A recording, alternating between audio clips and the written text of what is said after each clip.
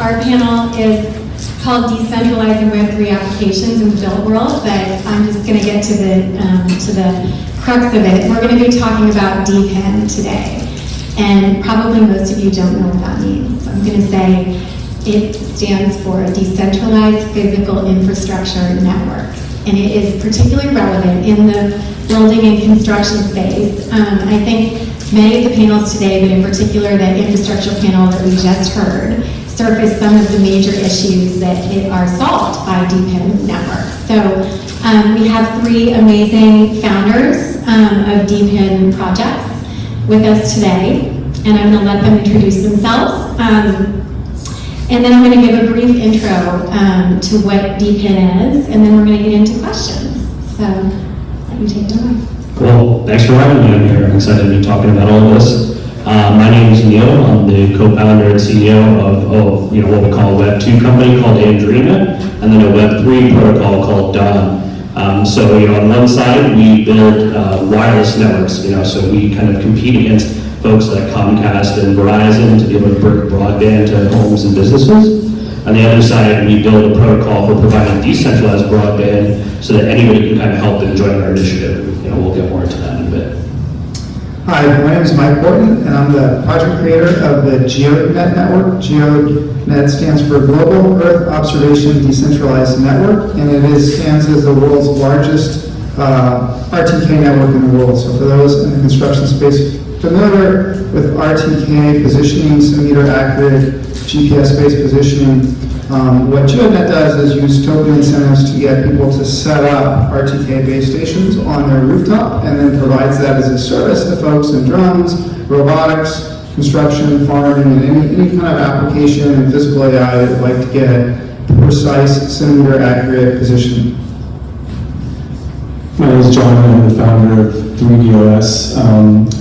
We have a company called 3DPINs. Over a decade, we built the operating system for 3D printing, so we like to reduce the latency between design and manufacturing. So this is software on local internet networks that is MIT, Harvard, Purdue, Caltech, Berkeley, and students can upload a design and quickly have it printed. And clients like BMW, John Deere, Google use that. And so with 3DOS, now we're saying let's make a fully decentralized manufacturing network, not just 3D printers, finding 3D printer capacity around the world, but finding CNC water jets. Let's reduce the latency to find that capacity, and let's reduce the latency not only from design and manufacturing, but manufacturing to global distribution. And as you know, right now, trade wars are a big problem. Everyone's trying to get localized manufacturing, so our goal is to kind of get this Uber of manufacturing and reduce the latency that it takes time to find the capacity and utilize the capacity. Great, thanks. And one fun fact, Mike just flew in from DC. He was testifying before Congress yesterday about DPIN.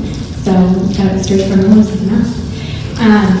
Okay, so DPIN. They are applications of blockchain technology, and they're used to create and manage physical infrastructure systems. So as you've seen with these founders, it's things like internet, manufacturing, electricity, and RTKs, and much more. And the defining feature of this is that no single entity controls them. So that distinguishes them from regular, traditional, centralized infrastructure. So DPIN networks and that technology enables coordination and immediate network effects between physically distributed infrastructure in a trustless way, and it wouldn't be possible without this technology. So how is it different specifically if you're an operator or if you're an investor in the space? How is it different from traditional infrastructure?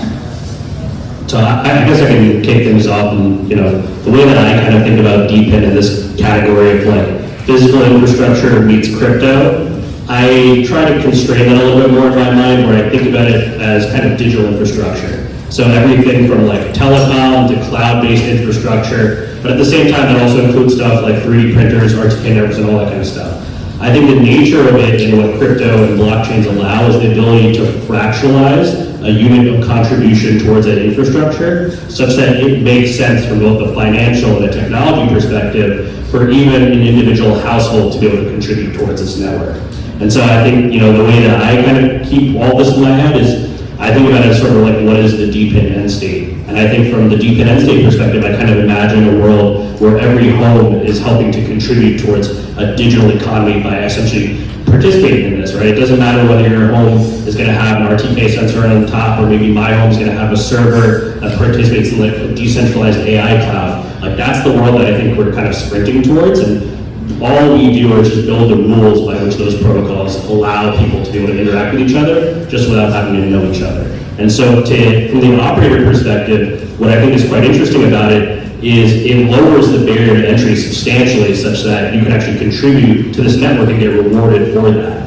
In my case, right, we started the Web2 company Andrea to compete against Comcast and Verizon, and that takes millions of dollars of capital raises to go out and build big networks. But if you're in a scenario where it makes financial sense to be able to deploy a wireless node in your neighborhood, that is where the paradigm shifts and the barrier to entry just drops massively.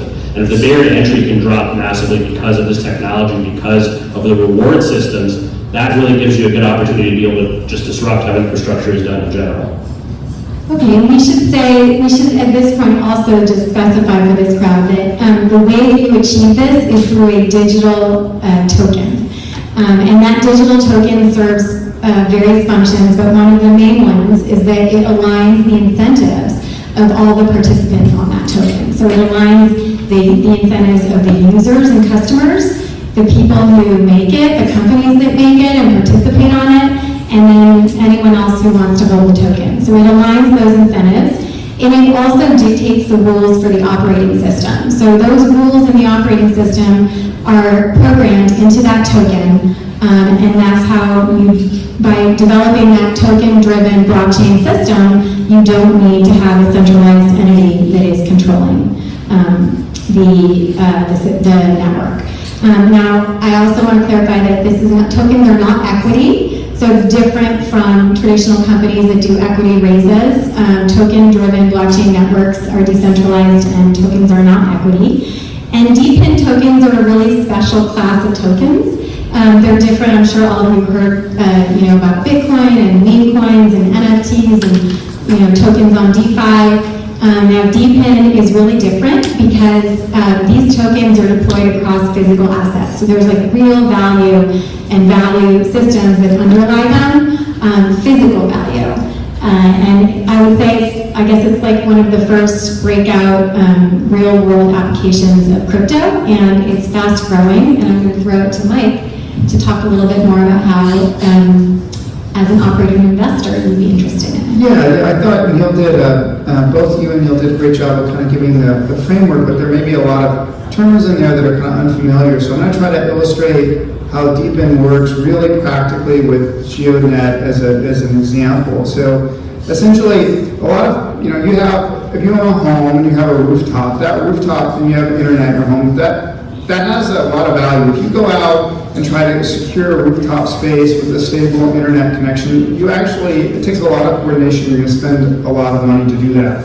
The value proposition with DPIN is, hey, I can monetize my roof. I can earn some passive income by using my roof. So in the case of GeoNet, you would buy one of these RTK base stations, which is actually a really high quality survey grade receiver, antenna that's in the NGS database, triple frequency, all constellation receiver. You pay $700 for that, and you have to buy it yourself, you have to install it yourself, and then you start earning a steady stream of our token, which is the GOD token. And currently, if you install it correctly in a hex that doesn't already have it, in an area that doesn't already have a station, then you earn 24 tokens per day. Now that token rate halves every year, but you would currently earn 24 tokens a day, which is about, at our current token price, about $5 to $6 a day. And so you pay back really quickly when you start to make money. And that incentive to put these things up to earn passive income is what drives people to put up all these stations. Now on the other side of the network, when people use the service, the revenue that comes into that, it doesn't pay, the majority of that revenue doesn't pay people at the foundation. The foundation is it's like not a corporate entity. It's like a nonprofit foundation that just manages what we call the protocol or these rules. So 80% of the revenue that gets spent on these RTK services goes to buy back and burn tokens. And that's what then supports the token price. And so that's a completely different way to organize and coordinate the deployment of infrastructure than sort of in a centralized way. And I think I'm hopeful that that example sort of illustrates how we use these blockchain and these tokens to actually connect supply and demand together, kind of like a Airbnb, but instead of for something like a hotel, this is for digital infrastructure. In the case of Neil, it's broadband internet. In the case of GeoNet, it's RTK services. In the case of John, it's 3D printing and manufacturing resources. Yeah, and I think to add this before we kick it over to John, I think what Mike said is probably the perfect way to think about it. It's really just allowing the individual household to contribute towards infrastructure and then allowing them to be able to monetize that. And I think that is kind of an interesting thing. So keep in mind what he said is kind of a good mental model for going forward. But John, I'll leave. Yeah, you guys have covered a lot of the bases, but I'll kind of give the ROI or investment. So like our competitors, they raised $680 million like ZetWorks, with a publicly traded like Portal Labs, billions of dollars in there. And like ZetWorks, they have 1,800 employees. They have centralized, and they have they've done like 9 million parts, and we've done 4 million parts with 10 engineers and 1 salesperson, and so you're able to do a lot more with less, because you're now getting everyone to pitch in, and you're able to put the rules into the smart contract, and the rules then kind of like dictate how to reward good behavior and bad behavior. So it's like a system that's self-governing, and you basically program the rule set of your company inside this thing, right? And so I think that's the power. Like that's the force multiplier. Yeah, I was just saying that's the right way to explain it. It's crazy, crazy, crazy efficient. The growth of these networks is just meteoric compared to traditional infrastructure. So in a world where infrastructure, like in the US and I think in Western Europe, is really hard to build, this is an incredible anecdote to it. We put up 15,000 RTK stations in 2 years. It's twice the size of any other RTK network on the planet, and doing that with virtually no capital. And it's just by forming these rules in the smart contract, as John described, and then letting the market work its magic. And to that point, I mean, if you can draw a contrast with traditional, let's just take energy, like Palo Alto owns its own utilities, and it sets the price at whatever it wants to, and, if you had a DPIN system running energy, the rules around cost and how prices are set would be governed by a token network, that had an algorithm controlling it. So it allows a whole other level of efficient marketplaces. What about the capital formation and fundraising process? I mean, one of the biggest friction points for large infrastructure projects that we heard on the prior panel is that governments are super risk averse and very slow, and you could be on like a 10-year or more cycle to raise funds in order to put through a major infrastructure upgrade. So, do you guys, I don't know, Mike, let's start with you. What can you say about that and GeoNet? Well, there are a lot of new pools of capital available in the Web3 market. That's one of the things I'd say. There's obviously folks who are interested in DPIN projects, in particular in mining. We call it satellite mining. So we're interested in just at a consumer level of reusing the roof and internet connection to earn passive income. But there's a lot of other participants in the Web3 ecosystem that have capital. There's a lot of investors. In the Web3 space, there are a lot of dedicated Web3 investors. There's a lot of crypto marketplaces. There's decentralized finance, and just a lot of different pools of capital available, and it moves very quickly. And it's not particularly risk averse, is what I say. Yeah, I mean, to add to that, I think the pro and the con of crypto just comes from the immediate availability of the liquidity, right? And that obviously can lead to both good things and that can lead to bad things. And I think this kind of manifests as like a macro capital formation and a micro. I think the micro, I think, is equally interesting because, the math that Mike just walked me through, it's like, why would I deploy one of these nodes on top of my roof? It's because you're going to make your money back, right? And that is something that is very unique that you can kind of get to only pretty much in these types of crypto projects. But then the second piece is that when you kind of think about it as the role of what all of these foundations, these orgs that are guiding this protocol, the ability to get the ability to get capital to be able to steer how this thing evolves at a very fast rate is kind of second to none. And I think I'll just add to that, to what Neil was saying about, liquidity is a good and bad thing. I think as an investor or a user or anyone who wants to engage with crypto, you can look at, now we've developed best practices for governance, rules of the road for how to structure token networks. And there's just a huge distinction between well-structured, well-governed, and secure crypto networks versus, the 99% of other crap that trades.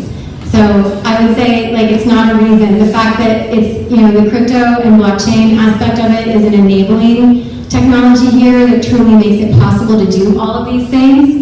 And I would suggest that, we've gotten to a point in the evolution of that technology that you can discriminate between the really quality projects and then the ones that, you don't really need to engage with. Okay, so one criticism that's been lodged at crypto in general is that decentralized systems don't perform as well as centralized systems do. That they're harder to build because there isn't any central control. So take, for example, DeFi or Ethereum. Ethereum took a decade to get to, proof of stake, and I know that's a technical term, but Ethereum took a decade to realize the form that it is today, and it probably could have been done a lot faster if it was just a nimble dev team doing it. So my question here is, in each of your projects, apart from one distinct feature is that each of you have existing, call it Web 2 or centralized businesses that generate revenue and are well-functioning. In the case of John, it's your manufacturing business, and the internet business in the case of Neil. So how do you each think about this? You've decided to layer on a token and a decentralized DPIN aspect on top of your very well-functioning traditional infrastructure businesses. So how do you think of this tension between decentralizing and the challenges of performance in that context versus just spinning up a business in a centralized traditional way? Yeah, I can talk about it a little bit different way. So kind of the mega trends I'm seeing. So clients like BMW or John, they're 3D printed inside their offices, right? And at some point, the things that they 3D print are becoming production parts. So they're going to be wanting to, one day instead of having a bunch of these made, they can just click a button, they go to the Web3. There's a secure network that everyone trusts, right? There's what we call consensus. Everyone's trusting this. You can send money, and you can also have proof of provenance. So a John Deere or a BMW in the world knows it's their parts, they're getting royalties, and the person purchasing it knows that they're getting an original part, they can track it on blockchain. And so I kind of see this shift happening. Yes, Web3 takes more time to evolve, but once it's evolved, I can send money within seconds, right? I go to my bank, it's a headache. If I want to create an account on Amazon to get paid for selling something, that's going to take 2 weeks, right? With this one click, now that's what we call ZK Log, with an email creates a blockchain wallet, I'm good to go within a split second. So maybe initially it's slow, and then it becomes very fast and very secure. So this is kind of my perception of what's happening. Right, so in the same way that DeFi has made financial transactions super easy, super transparent, the ability, DeFi does offer the ability to monitor a whole network of debt and know where the risk is and how stable the system is, right? So you're saying we're just in the beginning of DPIN, and ultimately we'd end up in a place where building infrastructure should be nimble and super efficient. Yeah, I thought it's also the barrier of entry comes down. So let's say something simple like an iPhone case. If I want to sell that globally today, I need to go to Alibaba, buy a bunch of them, put it in a warehousing, and ship it back out. Anyone can start uploading these designs, and if they're purchased or made in split seconds, that let's say someone wants to buy my iPhone case business, they can see all my transactions in seconds over a few years. They can literally buy my business. So you have all this transparency. So it's reducing the latency, not only go to market, but to build interesting businesses. Now, not just in manufacturing nodes, and these guys struggle all the time. You know, if CNC's on idle, water jets, these guys have to use Google Ads, Facebook. So imagine like Bitcoin, you're broadcasting out that capacity. So imagine all these boxes and manufacturing machines have ability to broadcast capacity. And let's say I need to then, I get like 1 million part order from GE. Now instead of going to the bank and getting, factoring and getting loans, you can get that from the community as well. So I think it's going to accelerate some amazing businesses that have huge latency today. And it's going to help democratize, in my opinion, manufacturing and a lot of other interesting DPIN projects. But yeah, I mean, I'm excited. I kind of see where this is going. I see the components. And yeah, in the beginning it was like basically gambling and sending money, but even that has been proven that you have to do that securely and be able to do that through billions of transactions.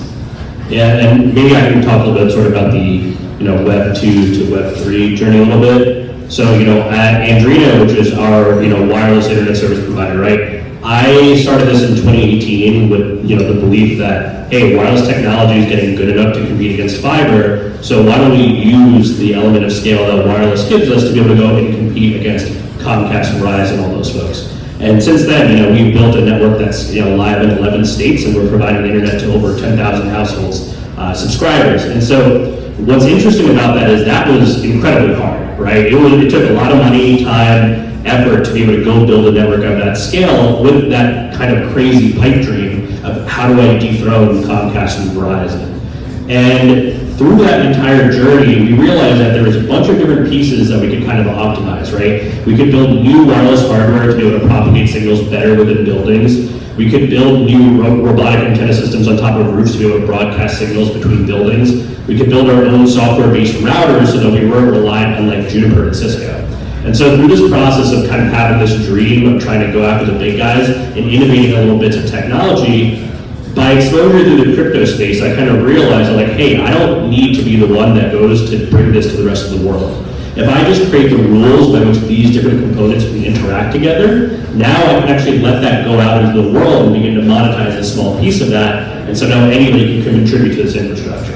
So I'd say the kind of Web 2 to Web 3 journey was like a humbling experience of realizing that you can't do it all with your own two hands. But through the power of a bunch of automation techniques and software, and of course a token behind it all, you can bring this technology to people all across the world very, very quickly. Those are great answers. I think I only just important people to realize that Web3 is big. There is a lot of people on it, and these like stable coins, if you just to emphasize some basic things, like sending money with Swift and ACH, it just looks like absolutely, Flintstones type of technology compared to what you can do on a modern blockchain with a stable coin. So simply just getting, like in our case, payments out to, with our native token, out to all 15,000, miners every day, all over the world at basically zero cost. It's just a phenomenal piece of engineering. And yeah, decentralized is very complex, and it does take a lot of time to engineer these protocols correctly. But the benefits are enormous, and they can solve some just really age-old problems and very, very efficiently. And I think we're going to see that in spades with physical AI. I don't think physical AI will actually really work without networks like these DPIN networks to scale up all the data that needs to be collected and get back out to the robots in an efficient way. So it's something, if you're not thinking about it today, I really encourage you to look into it, because I don't come from a crypto native background at all, and I've just been floored at the capabilities that these networks have. Great. Okay, how do you see DPIN in the context of the current trade wars? Do many of you think that it's one way that we could compete with China's industrial manufacturing surge? Yeah, aren't you the solution for that, John? I mean, what's interesting here is it's geographic and geopolitical neutral, right? And I think it's going to turn some things on its head, because, I'm actually talking to lawyers now. So anyone from any country can upload a design and it can manifest anywhere in the world. So what happens to taxes, customs, and tolls, right? So this will be an interesting thing. But yeah, I mean, I think, look, people are looking to build locally. You know, we've gone decentralized, and Toyotas were always made in Japan, they're made in Turkey, they're made in Mexico, they're made in the US. So this is part of a mega trend that's going to accelerate it. And as we go from this digital physical world, and as machines get more and more automated, and you can ramp up more and more manufacturing sites with these automated machines, which mean, you know, 3D printing is basically a robot in a box, right? I think these two trends are going to combine, and it's going to be a force multiplier, right? So I'm very excited about it, and the data shows that this is the way it's going. Yeah, Godspeed to you, John. I mean, I think the trade war should be a huge acceleration for your business, and decentralization does need to happen. And I do think it's a great anecdote to the political stuff. I know there's, you know, real issues there, and I don't want to dive into politics, but at the heart of all these blockchain projects, they tend to be very global, tend to be a lot of very smart engineers behind them, and it's a great anecdote to some of the sort of rhetoric and craziness that the governments of the world put forth on us people. Yeah, I'll just add one thing. So what's interesting to me is that manufacturing was only reserved for the elite, right? If you want to start a manufacturing facility, the costs were high. I have kids doing 20 grand a month doing dragon toys and selling on Etsy. You know, so the barrier of entry is dropped, and they don't know if the blue one or the green one's going to sell. They put it up, whatever sells, then it's made on demand. So I think that's what's really exciting is now, and I think it's kind of the deep and moral stories that everyone can get into this, right? And I've seen some guys, one guy in Ohio has 1,000 printers, and he's competing with injection molding now. He's building another mini factory in Austin. And it reminds me of Bitcoin, right? So you start with people mining Bitcoin in their houses, doing peripheral work. Now we're doing the real work. And then they start to scale. And then you start to create these pools, you know, high-performing pools. And it automatically, based on the smart contract, will route to those high-performing pools. Same with manufacturing. So if I need 1 million parts, the system's going to automatically say, okay, here's high-performing nodes. They've got an SLA of 1 hour. There's some lower performing nodes, and they will take a week, and you're fine. There's different prices for each of those. So what's interesting is the system will self-configure. And if you look at the foundation of money, it's products, services, and goods. Right? If people don't make stuff in the world, there's no money. There's no stock market, there's no banks, there's no stock market, there's no crypto, because even crypto is based on dollars. So I think this is an interesting convergence of these two concepts, and I think we're going to see a lot more interesting DePIN projects in the future.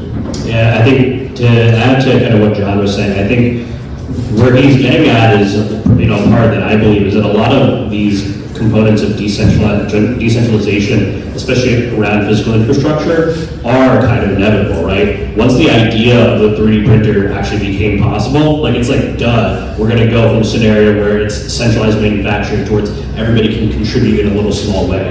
What you need is kind of, again, the protocol, the rules by which these operate, the reward system, the incentives. These are all kind of standard components of every single thing, right? It doesn't matter whether you want to bootstrap a GPU network that you can then go sell to Sam Altman, or you want to go do an RTK network for robots of the future and self-driving. Like, these things are kind of inevitable, and I think the nature of technology, whether it's through stuff where you go from like software-defined radios, for example, right? Instead of just analog circuitry, now we're getting to a world where you can use software to help define what the radios of the future are. It kind of reduces the barrier to entry such that everybody can contribute, and that is kind of just an inevitable trend in my mind, where it just comes down to CapEx as a function of coverage. And we're just seeing that number just continues to go down over time. Okay, I have a couple more questions, but I wanted to open it up to in case there are any audience questions. And then if there are any, I can answer the last one.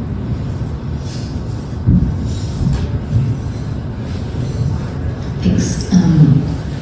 So I have a company that I'm building that I would like to integrate some Web3 ideas into. I have a fintech certification from the University of Washington. I've been kind of a Web3 geek for the last probably 6 or 7 years. I think there's a couple of things you guys are talking about that might not resonate with everyone, and maybe you can just kind of fill in the gaps. So RTK, Trustless, Decentralized, like, what do those actually mean in practice? I'll take the RTK one, I'll take the Trustless. RTK is just a technology, stands for real-time kinematics. I should have defined it better in my opening comment, but it's a way to improve GPS accuracy from feet to sub-inch. So in the construction world, feet don't work. If you're trying to measure things and build things, you need to be very, very accurate and precise. And it's just a technique that relies on local kind of base stations that can correct GPS accuracy. So it's actually a very Web 2 concept, been around for a while. What Web 3 is doing is making it more accessible and ubiquitous. Yeah, the trustless piece I can take, and this one is, I mean, I'm very fascinated by the implications of what trustlessness requires. The way to think about that is that the majority of large-scale infrastructure networks, even not infrastructure, are built on trust. And so the simple example, at least in my case, is if you imagine the evolution of the internet, right? Ever since the 70s all up until now, it's kind of coalesced around data centers and these things called POPs where people interconnect, but it's all based on trust. It's I'm connecting a cable to you and I trust to use this stuff and use that stuff. But in a world where a random household can contribute, and there's probably a massive incentive to mess with the system, that's the trade-off that you have, is you're allowing people to really contribute but also be destructive to the system. And when you build it right, you do it in such a way that trust isn't required. So I'm not required to trust you to be able to get cohesion in this network. And so the easiest example I can give, at least for our side, is what we do on Dawn is, right, it's a protocol for providing decentralized broadband, but the way that manifests is suppose I have surplus internet capacity. What if I could sell that to my neighbor, my neighborhood, my town, etc., with wireless infrastructure where I don't have to be a pro to manage that? And so the trustless piece comes in where it's, if you grab a connection from me, how do we actually know that you're getting a good service? How do we actually know you're getting the speeds that are advertised in the network? And if we can find a way where algorithms and interesting designs and these proofs can remove trust from the equation, that's when it becomes possible, because we don't have to rely on the fact that we're being honest. And I think it's just kind of part of the trade-off is when you go from large centralized entities to anybody can contribute, you're introducing more chaos, but the good news is that chaos can be solved with these cutting-edge proofs. And so if you are interested in crypto, you'll see that pretty much every single project is focused on 1, 2, 3 proofs that allow their systems to be able to operate. You have proof of custody, right? Things that say, hey, how do I know that I have the data that I say? In my case, you have proof of bandwidth. How do you know that I have the bandwidth to offer to other people, right? You know, in Mike's case, there's other things like proof of location, right? How do you know something really is where it says that it is? So these kind of proofs help build a basis by which we don't have to trust each other so that the network can actually form and the marketplace can actually exist. So yeah, I mean, I would say trustless across crypto is, in any of the crypto areas, really means that as a participant, you only need to trust computer code, right? And you don't have to trust any entity, government, person, corporation. So there could be defects in the computer code, and sure, there have been a ton of bugs and whatnot, and that's part of like the growth of crypto is learning how to secure, you know, these digital systems. But at the end of the day, the computer code should be able to be verifiable, and you know, you could just trust that. So that's like the end goal. And what was the third term? I said decentralized, but I think if you think about this from a commercial real estate perspective and how much finance flows through what we do, right? I think there are so many other ways, like title, for example. It's going to be, you know, you know, as real estate moves from person to person and ownership, like that's going to be a huge transition for us in this industry. Yeah, so title is actually, should be low-hanging fruit, right? Because, title is just, it's ludicrous that, you know, to change title, you have to go to someone who digs out papers in the, like, bottom of some building, right? And so the lift there, actually, and the barrier for crypto, I think everybody would love for title to be on crypto at this point. But it's really, you know, to the extent that ownership is recorded at the municipal level, or at the county level, you need those governments to transition. And there's already, in California, there are big steps. Like California, I guess, has move towards putting driver's license on the blockchain, let's say, right? I don't know what blockchain they're using, I haven't looked at it, but, there's small movement, and what you need is, there are other countries that have, Lithuania, for instance, Estonia, like, they've fully adopted and integrated blockchain solutions into these kinds of civic systems, but in a lot of real estate, one of the biggest barriers is something like title. California DMV is using Avalanche to put the DMV records on the blockchain. Right, it's a good way. Okay, I think we have 1 more minute for questions, or are we at time? We're at time. Okay, well, all right, we'll wrap it up. So just to summarize, decentralized infrastructure, physical infrastructure networks, DPIN, look out for it, and if anyone is interested in knowing more, come and talk to one of these 3 fabulous founders, both as an operator or investor. Thank you.